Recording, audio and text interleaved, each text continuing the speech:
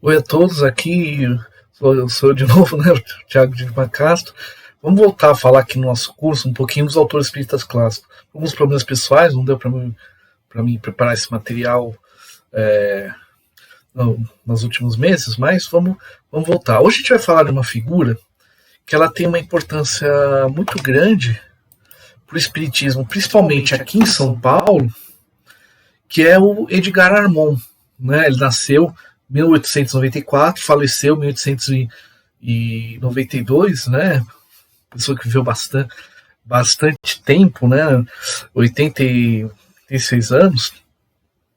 E ele teve uma influência fundamental em organizar o movimento espírita de São Paulo. É uma figura polêmica, porque há uma série de críticas em cima de alguns conceitos, de alguns textos que ele escreveu, ou mesmo da forma que ele conduziu o trabalho, mas é o tipo de figura que a gente precisa analisar com calma, né? Nem condenar tudo que a pessoa fez, porque realmente parte do trabalho dele é extremamente interessante, mas nem também dizer que eu tenho que assimilar todas as ideias dele, todas as proposições, tudo que ele escreveu com verdade absoluta. De maneira alguma. Por que eu digo em São Paulo? Todo mundo que trabalha por aqui, começa a viajar, vai para outro estado e vê como é que as casas funcionam, é muito diferente. É muito diferente. As casas espíritas de São Paulo funcionam de uma forma muito própria, a ponto que às vezes espíritas de São Paulo do estado de São Paulo tem muita dificuldade de ir para Minas, de ir para o Nordeste, de ir para o Sul, porque as casas não vão funcionar da mesma forma que aqui.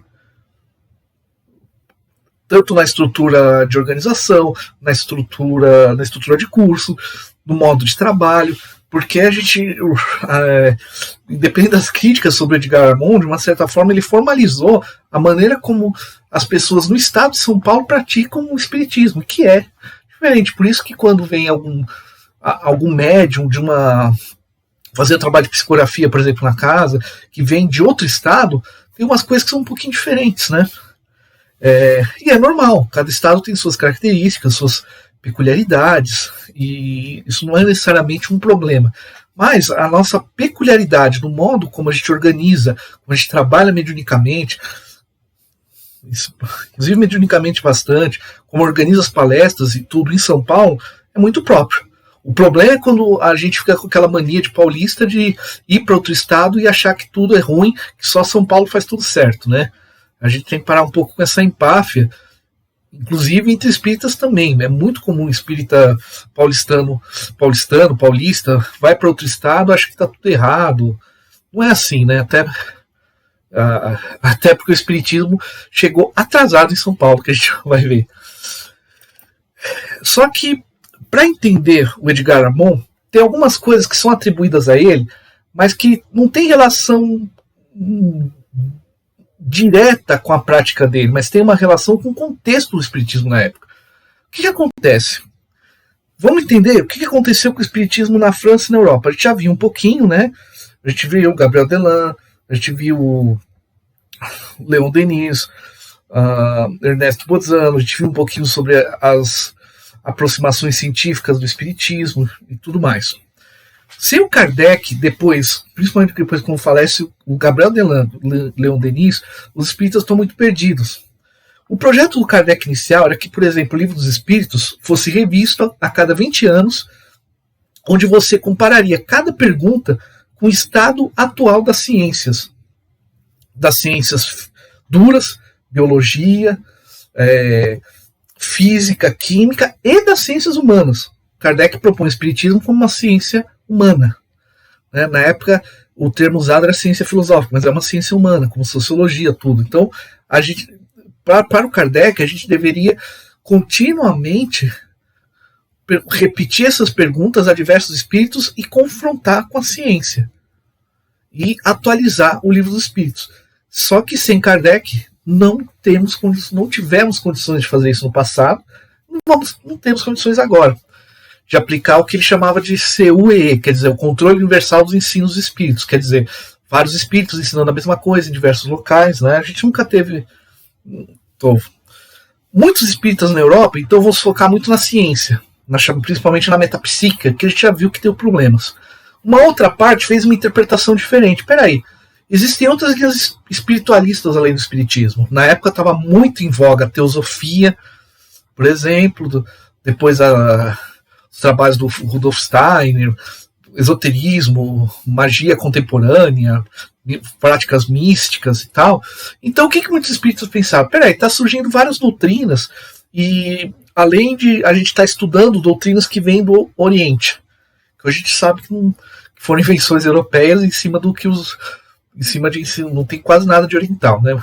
Trazendo o budismo, trazendo uma visão europeia do budismo, do hinduísmo, coisas assim, e um pouco de religiões afro também. Isso vai ser depois, né? Então, o que a gente pode fazer? Aquelas ideias que são conceito, palavras diferentes, termos diferentes, mas representam a mesma ideia no espiritismo, em outras doutrinas espiritualistas, esotéricas, místicas, ocultas e por aí vai, significa que essas ideias são universais. Então é uma forma de aplicar, seria uma certa forma de aplicar a metodologia do ensino universal dos espíritos, buscando um mínimo denominador comum entre diversas linhas espiritualistas. No Brasil, o Edgar Morin fez muito isso. E muita gente atribui isso falando, não, isso foi uma invenção do Edgar Morin. Não. Na própria Europa já se fazia assim. Era o contexto do espiritismo nos anos 30, principalmente. Sem Kardec, o que a gente faz? Então, uma dessas formas foi isso, ou ir mais para a ciência, ou fazer esses comparativos. Porque se outras doutrinas esotéricas chegarem a ideias similares, por caminhos diferentes, significa que talvez estejamos mais próximos da verdade. Essa é a ideia. E uma parte dos europeus desistiu do espiritismo porque ele virou uma certa piada na França, e quando teve as duas guerras, por um lado as pessoas, peraí, a gente não está indo para mundo de regeneração nenhum. Tem essa guerra, então tudo isso... Muitos não conseguiram lidar com a questão da Primeira Guerra, e muitos regimes autoritários perseguiram o espiritismo. O espiritismo foi muito perseguido na Espanha, na Itália, na Alemanha, na Rússia, no leste europeu, próprios Estados Unidos também. Nos próprios Estados Unidos o espiritismo não é bem visto. No Brasil, o espiritismo só não foi porque o livro Brasil, Coração do Mundo, Pátria do Evangelho salvou o espiritismo de ser perseguido no Brasil. Se o Chico Xavier não tivesse psicografado esse livro, com certeza eu não teria tanta casa espírita. Havia uma certa tendência de perseguir o espiritismo no Brasil, como teve no México, em toda a América Latina. A questão é que esse livro ele aproximou ideais do espiritismo com alguns ideais dos governos militares da época, do Vargas e tal. É até um ponto de reflexão. O quanto que aquela linguagem nacionalista do Humberto de Campos não foi para evitar problemas. Será que a gente tem que levar a céu e fogo algumas coisas, como Jesus não sabendo onde estava o Brasil? Que é uma parte do livro que eu tenho muita dificuldade de aceitar. Desculpem os comentários, mas tem alguns problemas. Né? É um livro que é um pouco problemático. Pessoalmente, eu vejo o livro muito mais como uma forma, dentro daquele defesa, de defender os espíritas. Mas aí cada um interpreta do jeito que quiser, né? Já dizia, se o próprio Emmanuel falou, para o Chico Xavier o seguinte: na dúvida, fica com Jesus e Kardec. Se o Emmanuel falou isso para o Chico, a gente pode fazer isso com qualquer livro mediúnico. Né? Então, não tem problema nenhum nisso. Bom, esse é o contexto europeu que a gente importou no Brasil. No Brasil a gente tinha a FEB, que fazia um meio campo entre o governo e a Federação Espírita Brasileira. Só que em São Paulo a coisa era mais difícil. Primeiro, que São Paulo, os espíritas do estado de São Paulo não gostavam da FEB. Por quê? Porque paulista não gosta de carioca, carioca não gosta de paulista. É besta? É. Mas no fundo é isso. Teve a Revolução de 32, que São Paulo brigou com o Rio. Então, era muito mais um estranhamento por um ser carioca do que ser paulista. Gente, nós somos humanos. Essas coisas podem afetar o espiritismo. Eu falando assim, parece que eu estou zoando, mas não estou tirando sarro nem nada. É um problema muito sério quando essas questiúnculas atrapalham a gente enquanto movimento de reforma íntima, de regeneração, de transformação, né, do mundo como fala a prece das fraternidades, né? Então é um problema sério esse, na minha opinião, inclusive. Bom, mas, né? Então, e ele demorou muito para chegar na capital. O espiritismo se organizou aonde? Primeiramente, Vale do Ribeira, Guaratinguetá e outras cidades ali entre Minas. Caibá e Chútel, em Matão. Quem aqui, inclusive, lembra da Saudade de Matão? Eu vou ver se vocês assistiram o vídeo. Se vocês se lembrarem da música, pode comentar. Brincadeira. Ninguém é obrigado a comentar nada, não, tá? Se tiver alguma dúvida, tudo, quiser, se não ficou algum ponto em dúvida, pode comentar, né? Vamos lá. O Caibá Chútel, por exemplo, organizou pra caramba o movimento espírita ali, Guaratinguetá, Matão, várias cidades em volta. Tinha foi a primeira rádio espírita do Brasil, a primeira revista espírita, o primeiro jornal espírita, tem a revista internacional de espiritismo que ele fundou. Ali era ultra organizado. Agora, capital, ABC paulista, putz, o que a gente tinha assim na capital? Tinha o Batuíra, que era uma figura fantástica, né, que divulgou muito o espiritismo em São Paulo, no interior de São Paulo, né? E o que tinha, porque o que estava organizado era Vale do Ribeira e olhe lá, né? Era uma partezinha ali de São Paulo, Matão, tá, se eu estiver falando o nome da região errado, me corrijam, por favor. Tinha um palestrante famoso que era o Leão Pitá, que era conhecido por ser bem-humorado, né? Diziam que ele começava a palestra dizendo: eu sou leão, mas não rujo, eu sou pitá, mas não pito, né? Não fumo. Que foi um palestrante muito importante para o espiritismo, até os anos 60, mais ou menos, né? Trabalhou pra caramba, Batuíra.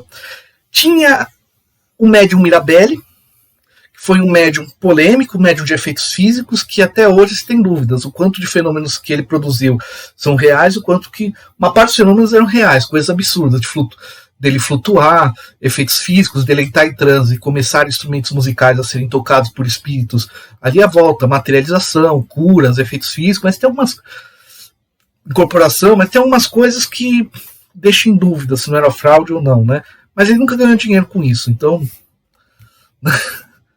tinha a Sociedade Paulista de Metapsíquica, que visava que todo mundo ali era espírita, mas tentava defender de uma forma mais científica, tal, né? Inclusive, às vezes, usando os termos da metapsíquica no lugar dos termos dos livros dos médiuns, que é algo que vai influenciar a FESP no começo do próprio trabalho do Edgar Moura, a gente vai ver. Veja, nem tudo é culpa dele, por isso que eu tô brincando.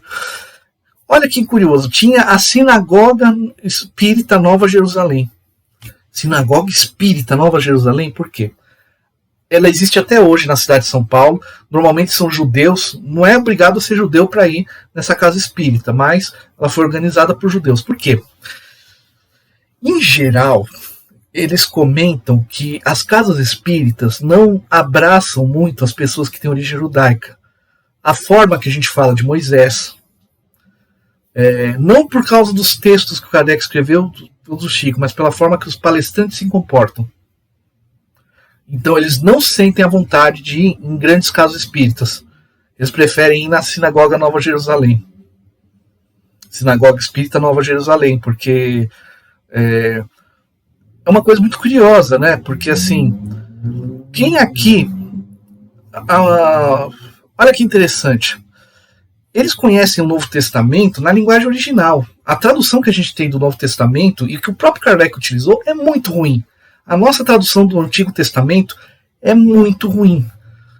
Se tiverem curiosidade, eu posso comentar um pouco da história disso, mas assim, a tradução é muito mal feita, tem muitos problemas. Então a gente conta muito mal a história de Moisés. A gente herdou uma coisa do catolicismo que os europeus tinham, que é de falar que os judeus mataram Jesus porque... E a questão é que o Messias que eles esperavam era outro, era uma outra compreensão, né? E às vezes eles se sentem um pouco acuados nas casas pela forma como as casas espíritas falam de Moisés. Isso é uma coisa. Eu sei que eu estou demorando muito tempo para falar sobre isso, mas é porque eu acho interessante a gente refletir, principalmente quem falar, quando a gente fala com o espiritismo como terceira revelação, talvez a gente tenha que abraçar um pouco mais esse pessoal, porque, por exemplo, quem aqui não é espírita, não faz os cursos, mas gosta de ir em Aparecida, gosta de ir numa missa. Então por que quem é judeu não pode participar das festas judaicas sendo espíritas? Porque se tornou espírita. Por quê? né? E até hoje tem pesquisadores na academia que vão pesquisar esse fenômeno. Nossa, uma sinagoga espírita em São Paulo, e até hoje eles não se sentem bem, em geral, nas casas. Inclusive nas grandes casas de São Paulo, que eu não vou nem citar nome para não ficar criando polêmica, mas eles sentem que os palestrantes e os evangelizadores pegam muito no pé dos judeus quando falam, e eles se sentem um pouco como se eles tivessem culpa de Jesus ter sido crucificado, né? O fato de ainda hoje ser assim indica que a gente está falhando com uma parte das pessoas. Isso é algo para a gente refletir. Mas veja, já tinha uma sinagoga espírita, Nova Jerusalém, em São Paulo. Tinha a sociedade metapsíquica, mas não tinha uma união entre as casas. O que tinha? Eram casas, pessoas abriam do seu jeito, pessoas praticando espiritismo dentro da sua casa, às vezes da garagem. Daí veio o termo espiritismo de mesa branca, porque as pessoas colocavam uma mesinha na garagem com uma toalha branca, praticavam mediunidade, davam palestra ali e coisas e tais.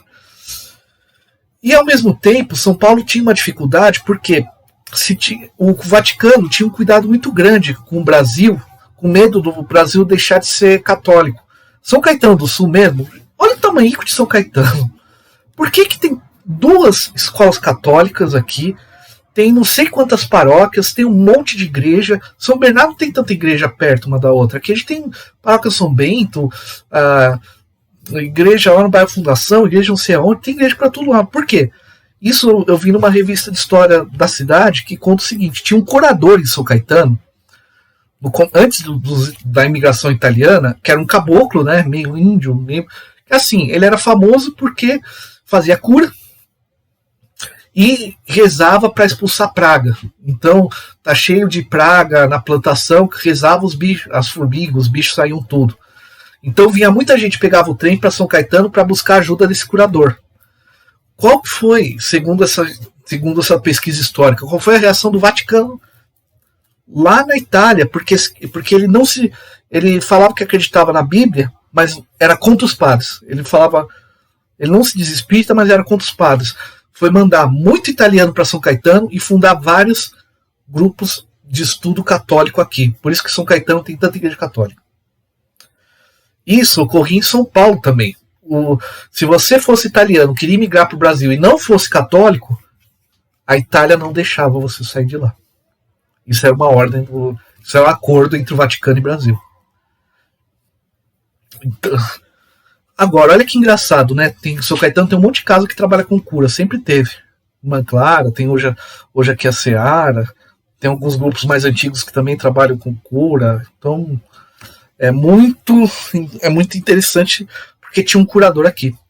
Então, a imigração em São Paulo também tinha uma questão de continuar catolizando, porque qual que era o medo? O Brasil era muito católico, era um país grande católico. Com a abolição da escravatura, o Brasil poderia cultivar mais as religiões afro-brasileiras e essas práticas meio de pagelança, né, que eram meio caboclas, né, de benzedeira, de benzer para expulsar os maus espíritos, as doenças e tal. Então se tinha medo. Parte da imigração do Brasil, de europeus, muitos ancestrais, no meu caso, minha família veio com a colonização brasileira mesmo, mas principalmente o pessoal que veio da Itália, Espanha, assim, tem muito a ver com essa coisa de fortalecer o catolicismo no Brasil. Então era muito mais difícil, né, de unificar. Vamos falar então, e lembrando, então essa ideia de articular espiritismo com a metapsíquica de um lado e com as ciências esotéricas, as linhas esotéricas que estavam aparecendo na Europa, estavam aparecendo no mundo naquela época, já ocorria fora do Brasil e dentro do Brasil. Edgar Arbon foi uma das pessoas que flertou com essas ideias. Mas ele não é o responsável, como muita gente diz. Né? Tudo bem? Então vamos lá. Nasceu em Guaratinguetá, 1894, né? Veio de uma família simples. Em 1914, com a explosão da Primeira Guerra, entrar para o exército era uma fonte de sustento e de poder continuar os estudos, né? Então ele atuou ali em campanhas militares, né? Ele foi membro do movimento tenentista por uma certa época. Chegou a se formar como dentista, mas continuou trabalhando no exército. atuou um pouco na Revolução de 32, foi o idealizador de uma estrada que tem até hoje entre Paraibuna e São Sebastião, né? Mas durante esse processo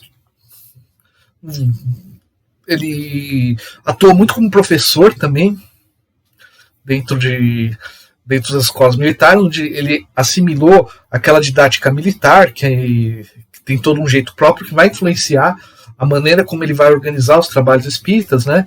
E aquela coisa do pensamento militar da época que é muito assim, eu tenho que simplificar o conhecimento, passar de uma forma simples e fazer a pessoa fazer alguma coisa.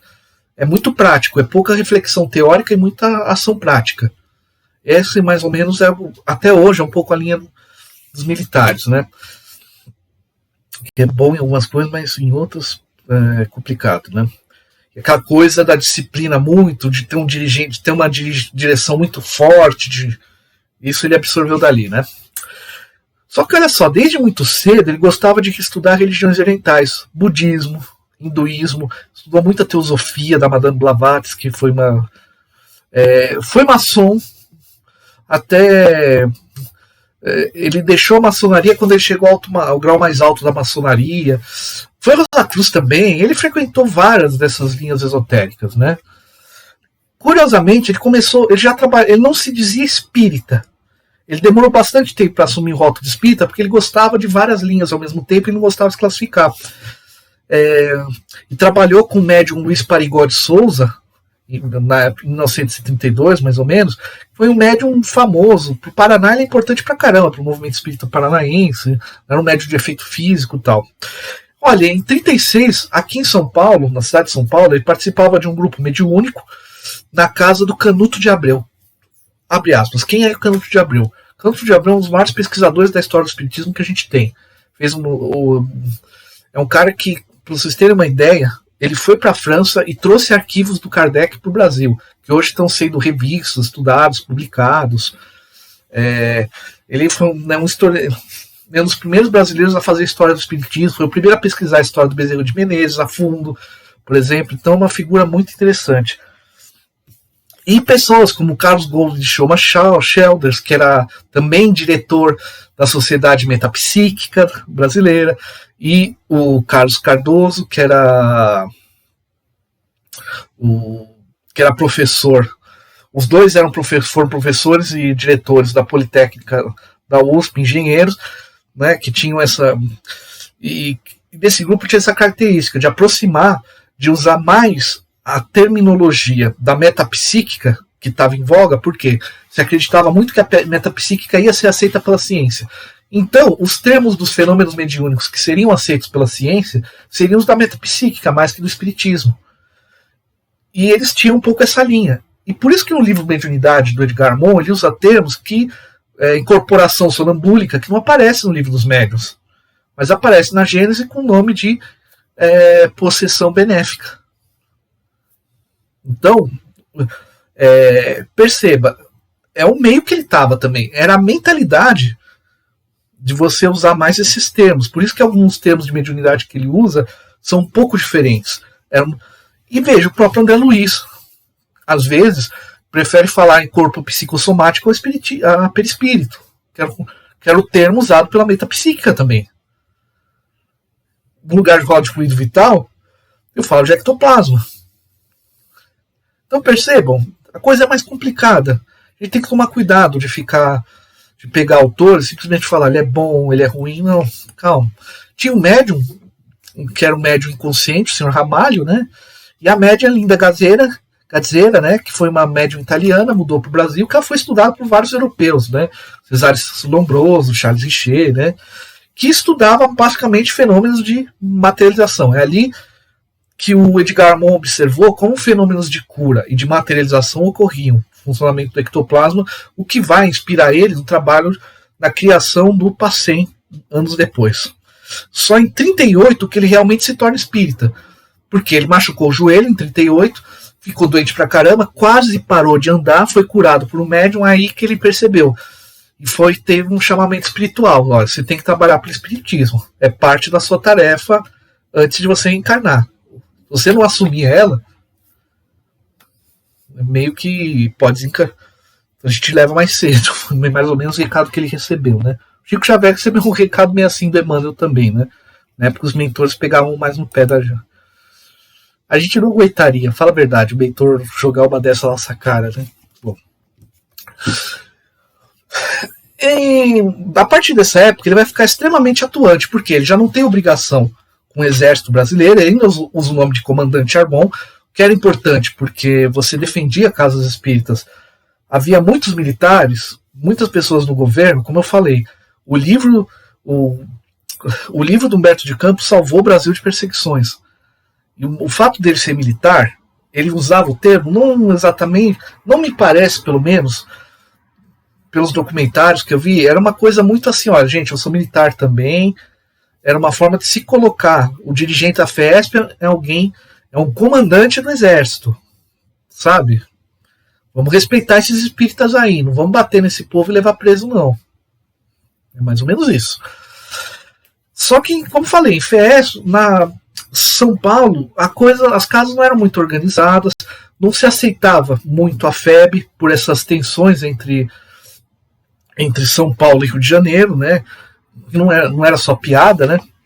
E olha só, em 1933 tentou se criar o que era a União Federativa Espírita Paulistana. E ao mesmo tempo foi criada a Associação Espírita São Pedro e São Paulo. Ambas não se conversavam. Saiu o texto errado aí, mas deixa aí. Conversavam, não conversação, né? Então você tinha vários órgãos que não se conversavam. Várias pessoas tentando unir mais as casas espíritas que não se conversavam. E aí? Por quê? Você precisava de uma série de coisas. Você precisava lutar, por exemplo, para ter certidão de nascimento. Certidão de nascimento? Como assim?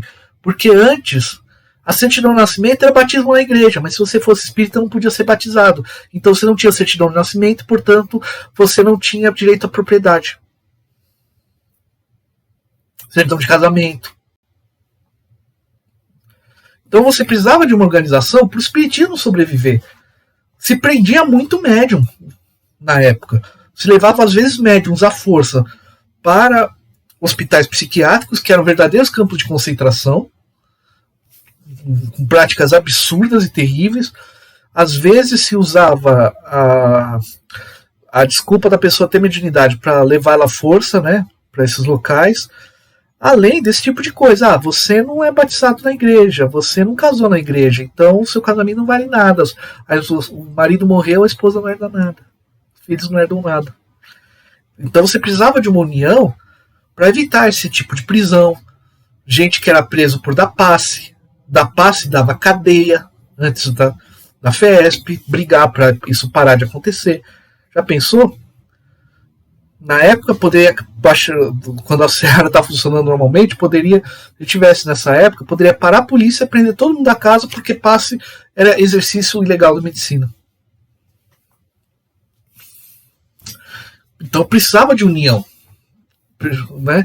Mas assim, as casas não se entendiam. Começou uma série de reuniões mediúnicas em torno desse grupo que o Edgar Amon frequentava e começou a se criar a ideia de uma Casa dos Espíritas do Brasil, inclusive a figura do espírito Razim e do Ismael, mesmo da FEB, né, teoricamente, pelo menos, né, provavelmente mesmo, tal, né, mas propondo essa união até um ponto em que você fundiu essa Casa dos Espíritas do Brasil, Sociedade Espírita São Paulo, São Pedro e São Paulo, a Sociedade Metapsíquica de São Paulo. Se uniram isso em 41 com a presidência do comandante Armon. A partir disso, se forma o grupo Razim, ali na Maria Antônia, né, que vai criar os cursos de espiritismo, as ações. Né. Ele pensava que a Casa Espírita devia funcionar em 3 eixos. Ensino, assistência espiritual, com palestras, passes, etc., e prática de caridade. Toda casa tinha que ter esses 3 pontos. Caridade material, assistência espiritual e ensino. Então começa a organizar e experimentar como fazer esse ensino. Né? Em 1944 ele fundou a revista O Semeador, com Pedro Camargo Vinícius, que foi alguém importante ali, era um palestrante famoso aqui em São Paulo. Ele usava o nome Vinícius porque ele era um comerciante bem rico. E ele achava que usar o nome dele, Pedro Camargo, ele era muito conhecido na época, porque tinha dinheiro pra caramba, tal, tinha um monte de loja, assim, espalhado no estado. Isso deixava as pessoas meio constrangidas. E ele... E tanto Edgar Armond, o Edgar Armond só usava o termo comandante para essa questão política, mas eles não eram contra uma tendência de palestrantes espíritas ficarem falando profissão, o que ele faz da vida. E, gente, vamos confessar, né? Para que eu vou ouvir uma palestra espírita? O que importa se a pessoa é advogado, é dono de casa, é faxineira, médico, psicólogo? Por que médico e psicólogo, quando dá palestra em casa espírita, tem mania de falar que é médico e psicólogo? Isso é uma... Desculpem esse comentário, mas eu acho um problema muito sério. É um problema muito sério. O que importa é a palestra que a pessoa dá. Se ela for dona de casa, aposentado, motorista, segurança, motorista de caminhão, o que isso interessa pra gente? Né? O que importa é a mensagem. Eu penso assim. Quando ninguém é obrigado a concordar comigo, claro. E o Vinícius, junto com o Edgar, ele foi também um dos responsáveis pelo Pacto Áureo, que foi quando todas as unidades federativas do Brasil se uniram junto com a FEB, e não só no Brasil, até fora, para criar a Liga Internacional de Espiritismo, a Associação Internacional de Espiritismo, para fazer as casas ligarem, para desenvolver o projeto de mocidade espírita no Brasil inteiro. Então, assim, foi um momento interessante, que o Armond, de uma certa forma, participava também, né? A coisa da mocidade espírita, o Vinícius... Olha só, no mesmo ano, em 44, eles criaram um programa de rádio, Hora Espírita, a Rádio Tupi. O que era a Rádio Tupi nos anos 40, minha gente? Era tipo a Globo. A Globo... inclusive ela substituiu praticamente a TV Tupi, né? Imagina, a Rádio Tupi tem um programa Hora Espírita, divulgando espiritismo. Também uma das conquistas do Armond. Ele só vai se afastar da FESP em 67 porque vai ficar mais doente, vai ficar mais cansado de lidar na administração. Ele ainda vai cooperar com o movimento espírita em geral, tudo a gente vai ver, uma série de coisas que ele vai fazer, né? Mas é por esse tempo. E o que é importante entender, ali na FESP ele experimentou uma série de coisas, que a gente já vai ver aos pouquinhos, tá? Bom, olha só, ele ajudou a fundar a USE de São Paulo em 47. Ué, mas a FESP não devia federalizar? O que acontece? Havia uma lei que também obrigava a ter federações. Por quê? Os governos da época perseguiam muito a Umbanda e o Candomblé, toda a prática africana, né? Então as federações, se você não tivesse debaixo de uma federação, você podia ser preso. A sua casa espírita podia ser... A polícia podia ir lá falar que a casa não ia funcionar. Isso era comum. Até hoje a FESP tem um problema que ela entregava. Olha, as casas que estão federadas estão aqui na lista. E as casas que não estão na lista, não sei. E a polícia de São Paulo ia, batia, prendia, principalmente se fosse caso de Umbanda, né? Inclusive eu tenho uma opinião muito forte de que a FESP tem que pedir perdão publicamente pelo que ela fez, por ter feito isso. A FEB no Rio de Janeiro, por exemplo, ela falava que tudo... Qual que foi o jeitão da FEB?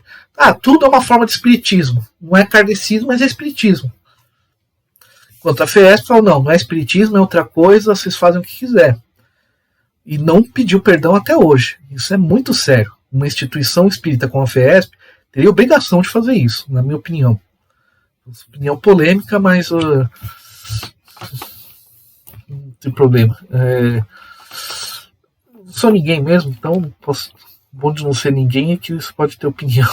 Bom, com a mas mesmo com a FESP, e nessa obrigação de se federalizar, porque o que a FESP exigia? Olha, os dias do curso são os mesmos em todas as casas, o conteúdo da aula é o mesmo, o passe tem que ser o mesmo, sabe? É tudo muito igual. Se você desse, por exemplo, um movimento diferente no passe, a casa estava fora, sabe? Isso criou muito atrito. Até hoje, sabe qual que é uma das maiores polêmicas no estado de São Paulo em passe? quem toma passe fica com a mão para baixo ou fechar, ou assim. Tem casas que obrigam todo mundo a ficar assim, tem casas que mandam ficar assim. Aí quem é de uma casa fala mal da outra. Aqui no ABC, já vi isso acontecer, acontece em São Paulo. Ou seja, a gente briga porque uma casa quer que quem toma passe fica assim, e outras casas quer que quem toma passe fica assim, outras casas fala que meio que tanto faz, e a gente fica brigando para ver quem tá certo. A gente não ajuda. Jesus tem muita paciência conosco, né?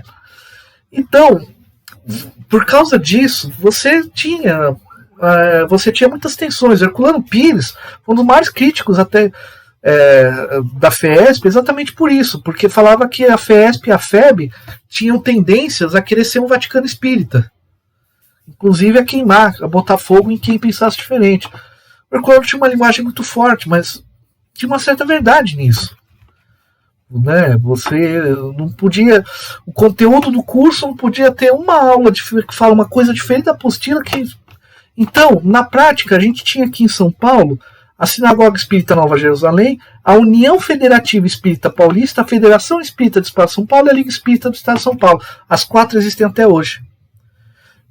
O que eu propor? Vamos fazer um congresso e vamos criar alguma coisa, não para federalizar, mas para as casas poderem conversar, para poder trocar, para um palestrante da FESP poder falar na Liga, um palestrante da Liga poder falar num centro ligado à FESP. Vamos juntar e conversar para qual que é a melhor ideia de fazer isso. Quem trouxe o melhor projeto? O Edgar Armon. É muito interessante que o Herculano era um crítico muito forte dos livros do Edgar Armon. E vice-versa. Mas assim, naquilo que eles concordavam, eles se respeitavam muito como pessoas. Com pessoas, assim, como trabalhadores, pessoas dedicadas, mas tinham conflito de ideias.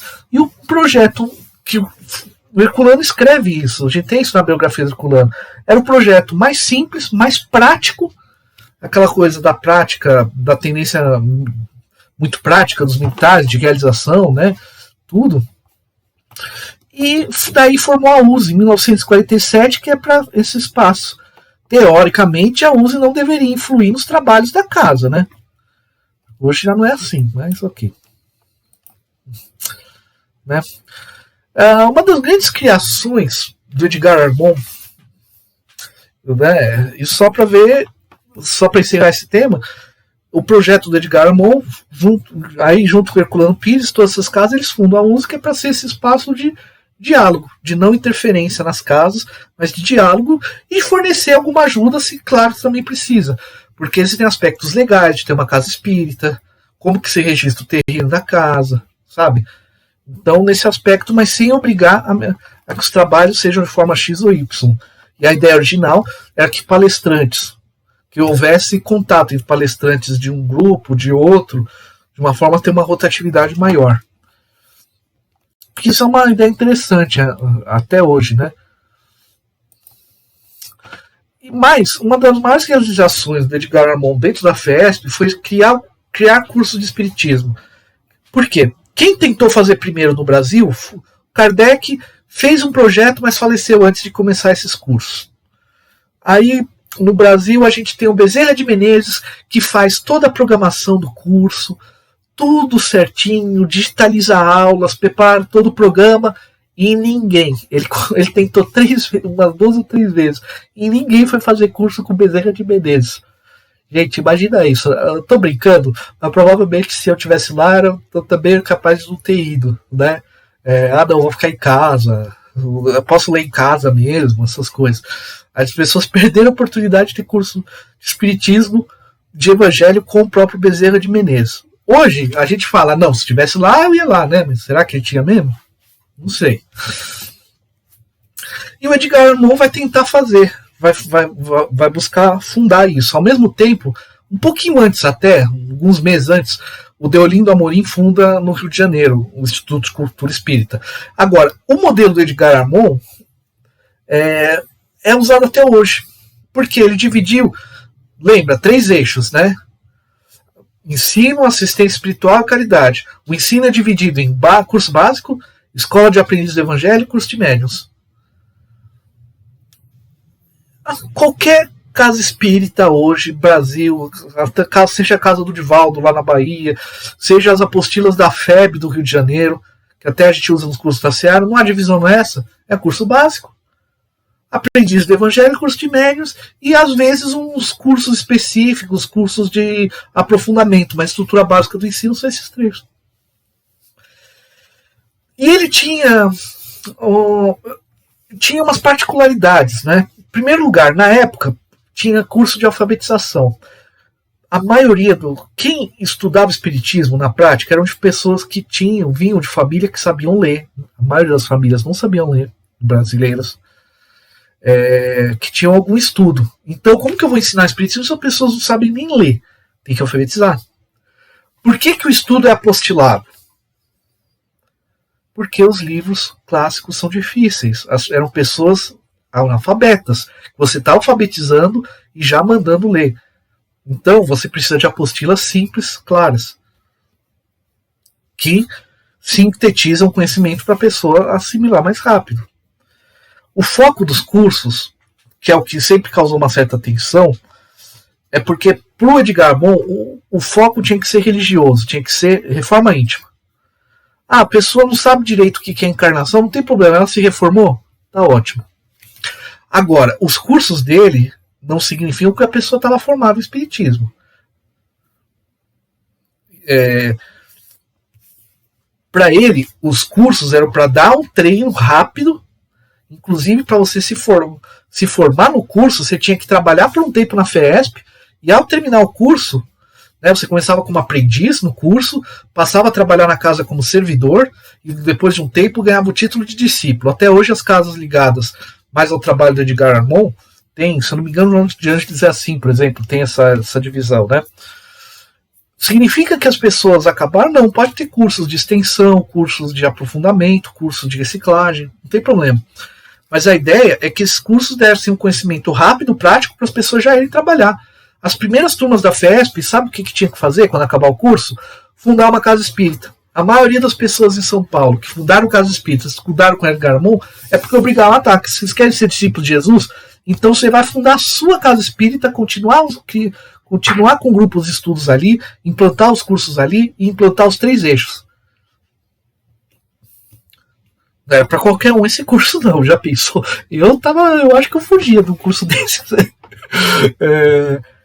Porque a ideia para ele, a federação não tinha que ser grande. Ela tinha que dar condição das pessoas abrirem sua própria casa espírita. Por isso, era um pouco demais, eu acho, essa coisa de o mesmo aula, o mesmo programa, mas era um contexto em que você estava lidando com pessoas que eram analfabetas, você ia ter que ensinar as pessoas a ler na casa. Tinha que usar apostila, porque quando a gente estuda direto os livros do Kardec, tem questões que ele muda ao longo dos livros. A gente tem uma mania de falar, não, o livro dos... A gente tem aquela mania de falar, não, o livro do Evangelho é sobre ética. Só que tem questões que ele expande. Tem questões de mediunidade que você vai entender no livro dos médiuns, só vai entender quando você lê o livro dos médiuns junto com o Evangelho, junto com a Gênese. Alguns aspectos da reencarnação, você só vai entender direito no livro Céu e Inferno. Então, você tem que ter uma leitura geral. Não adianta ficar só em um livro por vez, como se os livros fossem separados.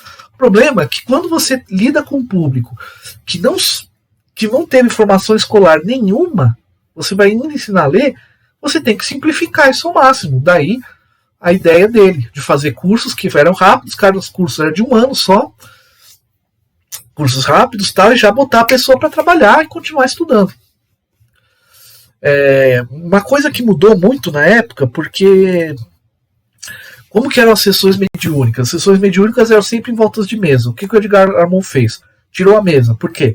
Porque a psicografia não vai se desenvolver bem num país que a maioria das pessoas não sabem nem ler. Então, você usa cadeiras em círculos, inclusive porque para não gastar dinheiro do centro comprando mesa. Você vai formar o trabalho mediúnico não pensando que ali vai ter um médium inconsciente, aquele vidente que vê tudo, não. Você vai trabalhar em conjunto, porque os grandes médiuns estão desaparecendo, uma coisa que ele percebe nos anos 30. Daqui a algum tempo não vai ter médiuns com mediunidade tão grande. Não teve mesmo. Se a gente comparar com a média dos médiuns do comecinho do espiritismo, em termos puramente fenômenos, estou falando em termos de reforma íntima, de moral, de moralidade, mas em termos de fenômenos, dá uma diferença muito grande. Então a ideia é que não vai ter aquele grande médium de cura. Eu tenho que fazer um trabalho com vários médiums para a cura. Não vai ter aquele grande médium de corporação que resolve tudo. Não, vai ter que ser vários médiums para tratar com a desobsessão, por aí vai. Então ele experimenta os trabalhos para quê? Pensando nessa questão de vários trabalhadores em conjuntos. Na própria área da caridade, você tinha uma tendência de espíritas que tinham muita grana a fazer muita caridade. Beleza, se você tem muito dinheiro, como Batuíra tinha, como o Vinícius Gente, a Rua Batuíra era tudo terra. Em volta, a Rua Batuíra de São Paulo era tudo terra do Batuíra, e todas as casas que tem lá foram casas que ele inicialmente doou para pessoas que precisavam, que formou a Rua Batuíra e o bairro que ela está. Agora, e aquela pessoa que é mais simples, que quer fazer caridade? Como que ela vai fazer? Então, a ideia dele era possibilitar que todas as pessoas, independente de ter uma inteligência muito grande ou não, uma mediunidade muito grande, mesmo uma moralidade muito grande, pudesse trabalhar em conjunto. Por isso que o foco maior do curso era a transformação. Tem coisas polêmicas, como tinha uma caderneta que você tinha que anotar o que você fez no dia, e as pessoas avaliavam se você está melhorando ou não. Mas o foco era você está se renovando, você está se transformando através do trabalho, está ótimo. Você não precisa ser um grande médium. E nisso ele tinha uma visão muito interessante. A própria coisa, não, no lugar de todo mundo vir para a festa, vamos espalhar, vamos fazer que... Né? Lembrando, na época não tinha tanto metrô, tanto ônibus, São Paulo até hoje é uma cidade gigante. Sem falar do grande ABC, tudo, quer dizer, a gente vai se deslocar até a festa para estudar? Não, vamos ter vários casos espíritas no estado de São Paulo inteiro. Né? Realmente era uma força de realização. A gente pode criticar algumas coisas, mas ele tinha uma ideia, do ponto de vista prático, muito interessante mesmo. E ele dizia que ele fundou o que ele chamou de Fraternidade dos Discípulos de Jesus. A ideia era criar uma fraternidade de pessoas encarnadas e de pessoas desencarnadas também, criar uma fraternidade espiritual, né? Eu confesso que eu acho essa parte um pouquinho demais, mas dizer que todo mundo que vai fazer o curso vai se tornar trabalhador espírita, já é membro dessa fraternidade, ligado à fraternidade do Trevo, quando desencarnar vai para essa fraternidade, eu acho um pouquinho demais, tá? Opinião minha, né? Mas tudo bem, não tem problema. Mas ninguém é perfeito, são ideias, né? E essas coisas fazia com orientações espirituais desses espíritos, Razin, mensagens do Bezerra de Menezes, por médiuns ali, né, da FESP, às vezes consultava com Caiba Schutter. O que você acha dessa prática, né? Então é muito interessante. E se a gente for ver, no fundo, a estrutura dos cursos de mediunidade do Brasil inteiro são derivadas. Mas o que é legal, o que gera problemas em alguns aspectos também, né? Eu acho que a nossa realidade hoje é um pouco diferente. A gente tem acesso à internet, tem acesso a mais informações, mas a gente tem que respeitar um pouco mais as particularidades. Uma casa espírita que está na periferia não pode ter a mesma linguagem de uma casa espírita que está em classe média. Né? Tem coisas que não concordo com esse excesso com esse excesso de formalização dos cursos, né? Mas é muito interessante. E ele pensava como um processo iniciático, porque o importante era a pessoa se transformar. E a casa tinha que dar condição para as pessoas trabalharem em conjunto. E por isso que abrir mais casas. Que é um projeto que eu acho muito interessante. Em 73, ele já estava afastado um tempo da FESP. O que acontece? Quando ele sai da administração, um dos motivos que ele sai é até porque a FESP tinha que continuar sem ele. Né? As pessoas começam a mudar um pouco. A FESP vai ter um direcionamento um pouco mais intelectual para os cursos. A ideia de que, putz, um prejuízo de estudar evangelho em um ano todo é muita coisa, vamos fazer em mais tempo. Muda um pouquinho. E tem pessoas que não, a gente quer trabalhar da mesma maneira que o Edgar Armond. Qual que era a opinião do Edgar Armond? Olha, Ficar uma instituição grande com gente brigando, separa. As casas que querem pensar diferente formam outra coisa. Ele ajudou junto a formar a Aliança Espírita Evangélica, né? E o setor. E depois, nos anos 80, teve outra tensão, o chamado setor 3 da fraternidade, né? Porque é uma visão que eu acho interessante. Um lugar com um monte de gente brigando para falar o que está certo, cada uma trabalha do seu jeito. Quando a gente se encarnar, a gente vai evoluindo espiritualmente com o tempo, as coisas vão naturalmente se. Né? Interessante. Claro que nem todo mundo ficou feliz, né? Com tudo isso, mas isso em 80, né? Pouco antes. Aqui em São Caetano e Santo André, a maioria dos centros ou segue o modelo da Aliança ou do setor 3 ou um pouco dos dois. A própria Seara tem um pouco, sei lá, a maioria dos centros segue um pouquinho desse padrão. Não sei alguns que são mais antigos, assim que trabalham de uma forma mais ligada à Fiesp, ou então que trabalham de uma forma um pouco mais independente, né? Mas, basicamente foi essa a vida do Edgar Armond. Falar um pouquinho dos livros rapidamente, né? Desculpa que está muito longo, né? Teve um livro dele que foi muito famoso, que é o Desenvolvimento Mediúnico. Como que era o desenvolvimento mediúnico antes do Edgar Armond? Os livros do André Luiz, inclusive, descrevem esse tipo de sessão mediúnica bastante. Estava na mesa, os médiuns ficavam em volta, tinha um dirigente, o dirigente colocava a mão sobre o coronário do médium, de uma pessoa, né, a mão, principalmente sobre o coronário, ou ficava ali, e a pessoa ou incorporava, ou psicografava, ou caía em cima da mesa e ficava descrevendo o que estava vendo de desdobramento, ou fazia algum fenômeno de cada médium é tratado individualmente, aí você passa para o outro, fecha a roda. De novo, para participar, para psicografar, você tinha que saber no mínimo ler, a não ser que fosse um médium puramente mecânico, né? Mas um médium mais intuitivo não vai ler. Médiuns que tinham mediunidade muito aflorada funcionavam muito bem no método de mesa, mas médiuns que são muito mais resistentes não funcionavam também. Então, para que ele foi formalizando? O método PACEM, ou das 5 fases do transe, uma coisa que ele propôs, baseado nas experiências antigas, em uma série de estudos da metapsíquica e tal, juntou toda essa informação e prática, orientou várias pessoas para praticar em várias casas, teve até o Caibar Schutel testando, né? E ele publica esse livro, Desenvolvimento Mediúnico, fazendo essa proposta de como desenvolver para pessoas, porque o Eurípides Barçanufo, por exemplo, participou da primeira reunião mediúnica, foi colocar a mão em cima da cabeça dele, que ele já se desdobrou, já incorporou, já fez de tudo um pouco. Chico Xavier, primeira vez, segurou o lápis e começou a psicografar sem parar. Não é a realidade da maioria dos médiuns, né? É claro que há críticas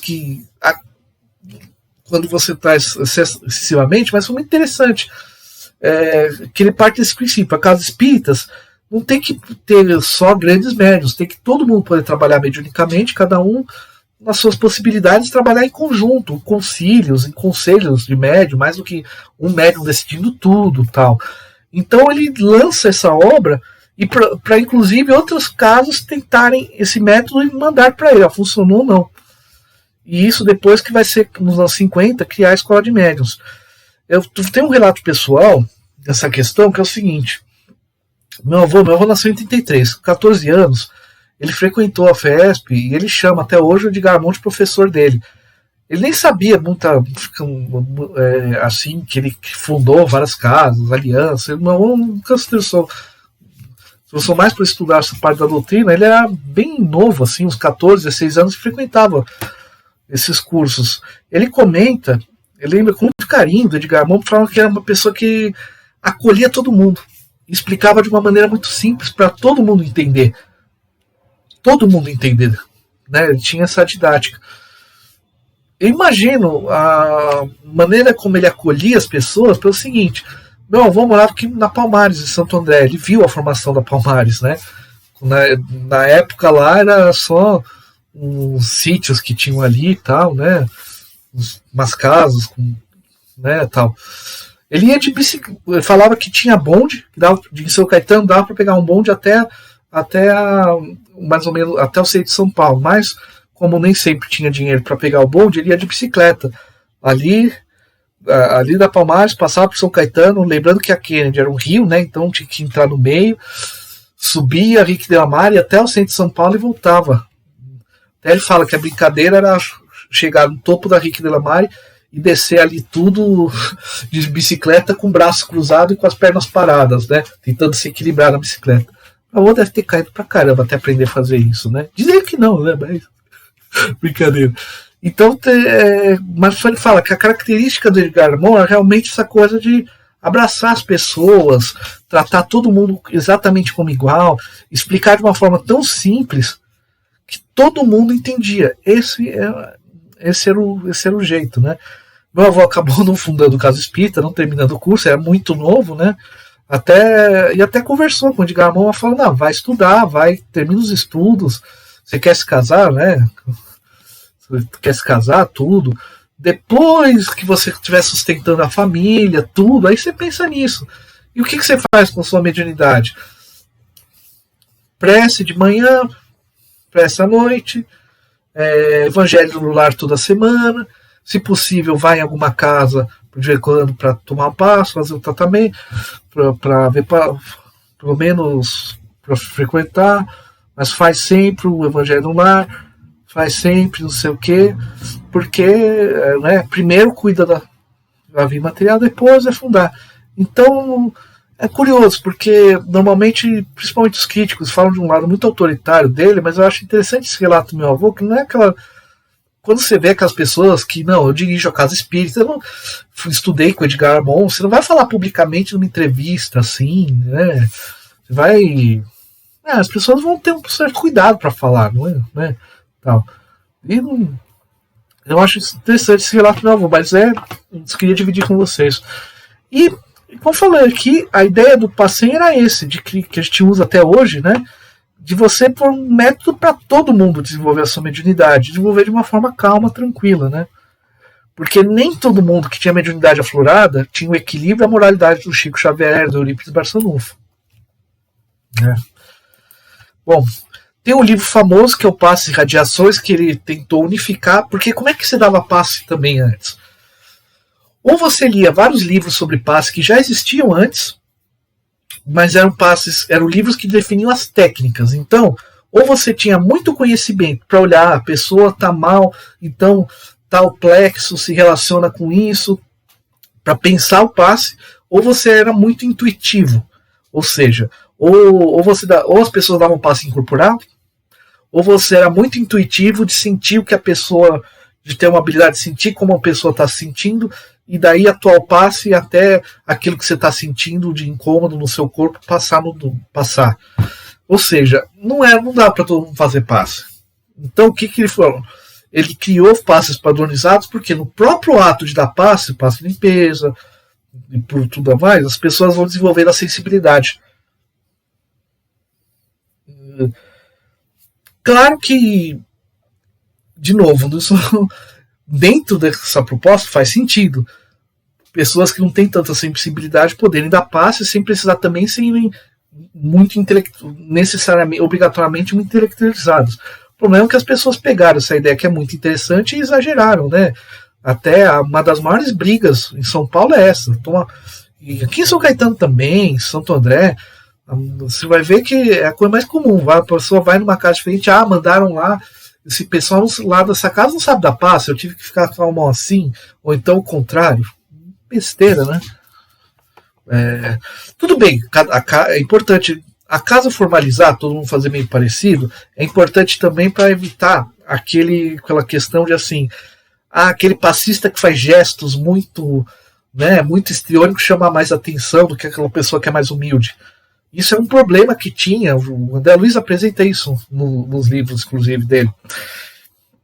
Então, é uma solução interessante você padronizar, mais ou menos, porque, qual que é a argumentação?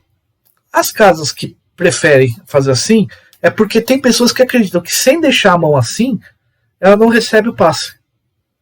Então, é uma forma de combater isso, ela perceber que o passe é mais espiritual do que necessariamente a mão absorver as energias e tal, né? Então tem um certo rigor, é interessante nessa concepção de um processo que você vai trabalhando, abrindo sua sensibilidade aos poucos. A gente só não pode levar ao exagero, né, de transformar isso em lei universal, né? Mas o livro também é um livro que precisa ser lido até hoje, inclusive para entender por que os passos nas casas são assim assados.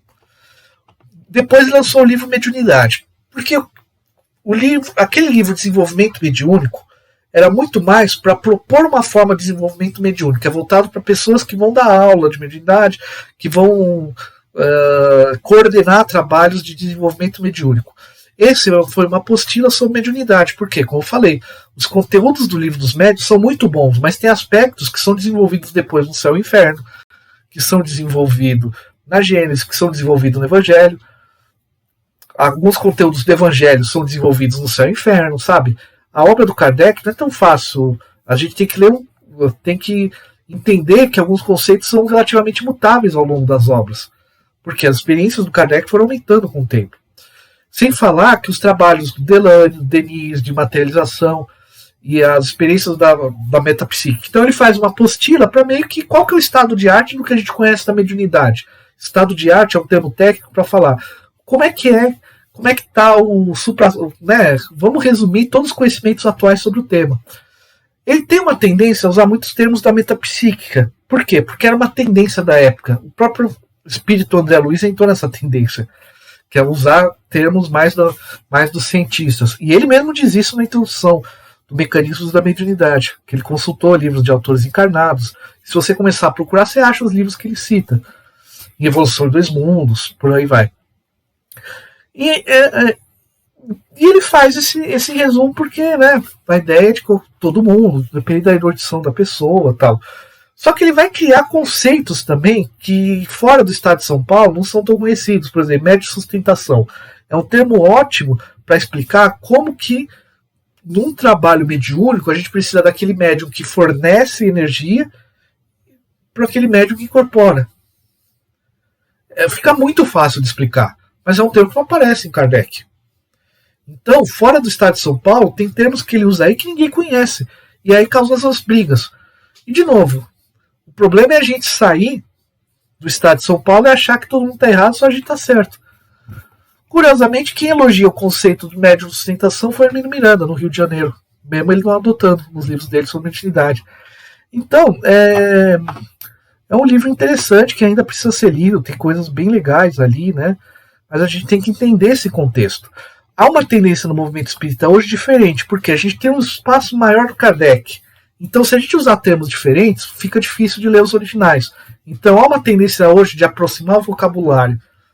Os próprios espíritos, através do Divaldo Franco, por exemplo, o próprio Chico teve uma mudança de vocabulário no André Luiz, depois de uma mensagem do Bezerra de Menezes, é hora de kardecizar, que ele mandou nos anos 50.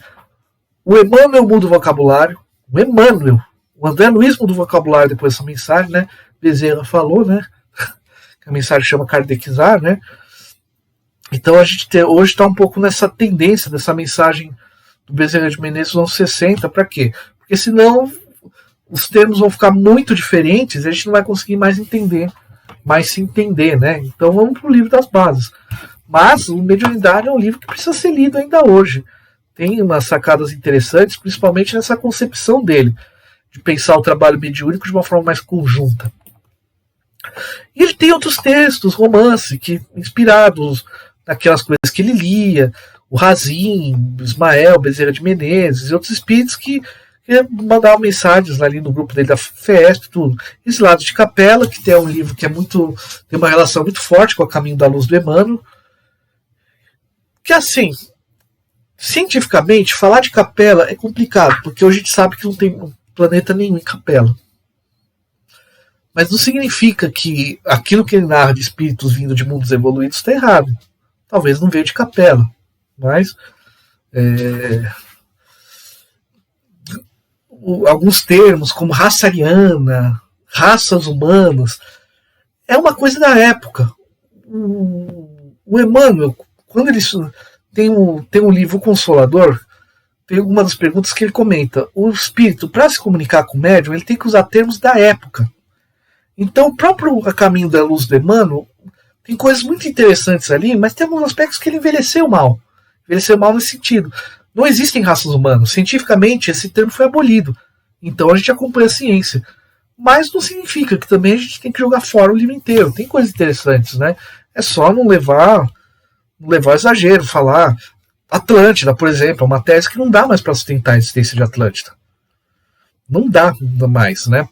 A gente sabe que o mito de Atlântida, se vocês quiserem depois eu comento mais sobre isso, mas Platão inventou a história de Atlântida para contar a história de uma cidade grega e que as pessoas levaram muito a sério, mas Platão inventou.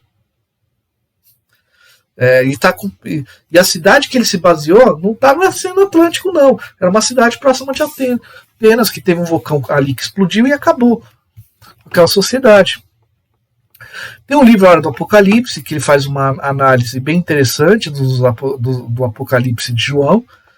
O Redentor, que é um livro muito bonito sobre Jesus, né? Tem... a gente pode criticar algumas coisinhas assim, mas eu, em geral, acho um livro muito bonito a maneira como ele fala de Jesus.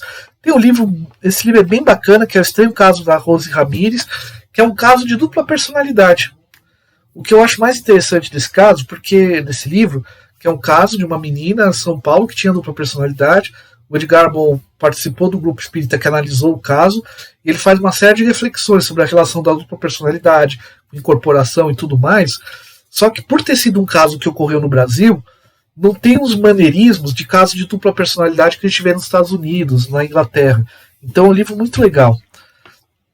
É um livro que vale a pena ser mais lido hoje. E ele tinha diversas apostilas, tanto para os cursos, para dirigentes, para instrutores. O que eu queria trazer hoje? A gente precisa conhecer esses livros básicos do Edgar Moll ainda? Sim, porque eles estruturaram todo o trabalho em São Paulo. A gente mora em São Paulo, a gente trabalha na Seara, que acaba também trazendo elementos. A prece das fraternidades que o Edson fala, apesar de ser pouco da Seara, a gente fala um pouco diferente, mas foi uma prece recebida do Espírito Razim dentro do grupo do Edgar Moll. Então, é um autor que a gente precisa minimamente conhecer.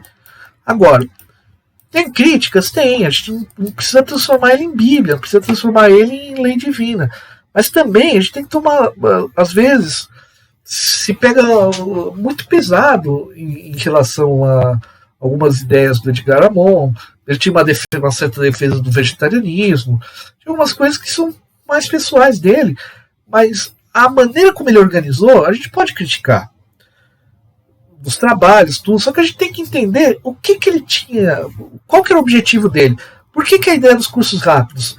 Porque a ideia dele é que as pessoas iam ter que continuar estudando. Depois de um curso básico, um curso de aprendiz do Evangelho, um curso de médios, aí você vai ter condição de ler, de entender mais o livro dos Espíritos, de entender mais os livros. Então ele tinha uma concepção de formar as pessoas com uma certa velocidade para poderem trabalhar, para poderem se transformar mais rapidamente. Então, percebam, não era só uma visão de curso, é uma concepção de como pegar uma pessoa na assistência espiritual, colocá-la para o estudo e para o trabalho de uma forma, prepará-la mais rapidamente. E essa ideia de cursos de 3 anos funcionava. E às vezes o segundo ano, o curso de evangelho sendo concomitante com o mediúnico, tinha uma ideia interessante para a época, né? E também ele trabalhava muito em conjunto. Eu achei em sebo as apostilas, antes do Edgar Moll começar a escrever as apostilas dos cursos, os livros eram muito complicados, os que tinham. O Canto de Abreu escreveu um livro sobre o Evangelho, por exemplo, que é um livro maravilhoso, mas é um livro que, para quem já conhece o Evangelho, quer se aprofundar. Como curso inicial, não funciona tão bem. Então, por quê? Porque as pessoas que gostavam de estudar Espiritismo eram pessoas que eram muito estudadas. Quem gosta muito de estudar, às vezes exagera na hora de fazer a apostila. Deixa... já estou quase mais de uma hora falando aqui. Quem gosta de estudar, às vezes exagera um pouco. Então, você tinha que fazer um curso para todo mundo, para pessoas que não sequer foram alfabetizadas, estavam sendo alfabetizadas naquele centro para poder estudar os textos. Eu cheguei a conhecer em São Paulo pessoas que contaram, aprendi a ler, conhecendo uma pessoa no curso que eu estava fazendo em São Paulo, de Espiritismo, pessoa comentando assim, a pessoa trabalhava como empregada doméstica até hoje, uma senhora, né? Então, menina, aprendi a ler Eu cheguei aqui em São Paulo, tudo, aprendi a ler quando comecei a frequentar a frequentar a frequentar o centro. Eu faço curso até hoje, trabalho um pouquinho aqui, começou a contar a história da vida, né? Então realmente era um curso, era uma ideia de abraçar todo mundo. Então percebo que havia uma harmonia muito grande entre a maneira como ele pensou o ensino, a área da caridade e a área da assistência espiritual. A grande questão que a gente tem que entender é o seguinte: qual que é o nosso contexto hoje? Será que o contexto é o mesmo da época? Será que não tem ideias que são interessantes para a gente aplicar até hoje?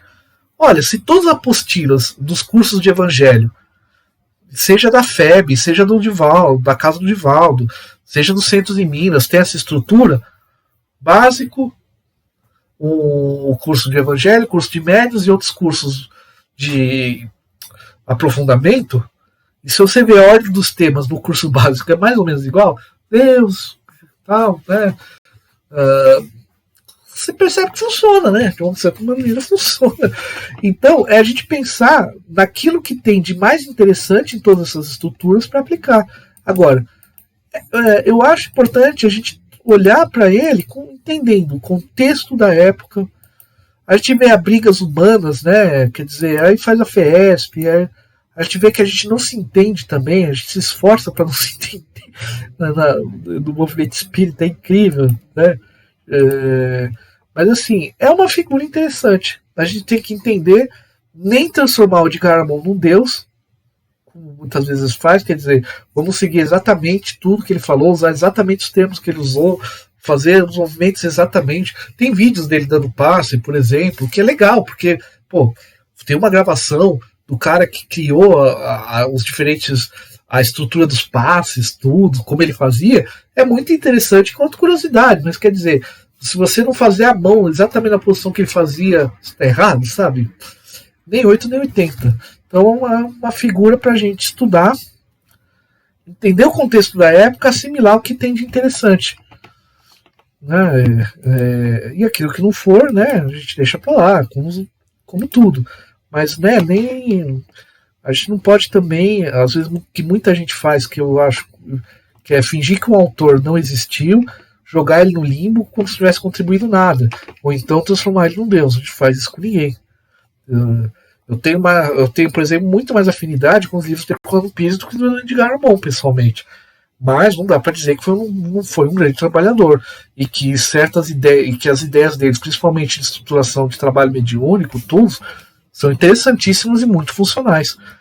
E eu acho essa ideia de fazer o curso, que as pessoas terminem abrindo a sua casa espírita, por mais que seja muito arrojada, é por isso que tem tanta casa espírita em São Paulo. Talvez é um projeto interessante, quer dizer, no lugar de crescer uma instituição, vamos fomentar novas instituições. A gente só tem a ganhar com isso, e eu acho que essa é a grande lição que o Edgar Morin deixa pra gente. Obrigado aí pela paciência, qualquer coisa comenta ali manda mensagem no nosso grupo lá no WhatsApp, né? Qualquer dúvida, tudo. Gente, não sou dono da verdade. Não sou dono da verdade e ninguém é. Eu posso errar alguma informação, tem concepções minhas, podem ter concepções minhas que estão erradas, mas o que eu gostaria de passar, espero que esteja ajudado de alguma maneira. Obrigado a todos. Obrigado pela caridade de aguentar esse tempo todo me ouvir. Obrigado.